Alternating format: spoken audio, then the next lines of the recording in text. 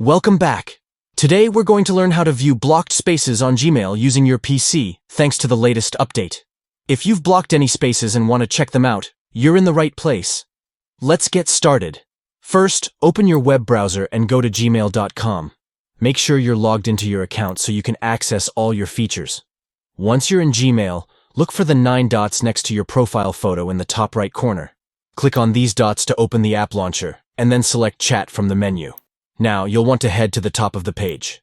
There, you'll see a gear icon. Click on this gear icon to open the Settings menu. In the Settings menu, scroll down until you find the option labeled Manage Blocked Spaces. This section will show you all the spaces you've blocked. Once you're in the Manage Blocked Spaces area, you can review the list of blocked spaces. If you decide you want to unblock any of them, you can easily do that from this menu as well. And that's it. You've successfully viewed your blocked spaces in Gmail.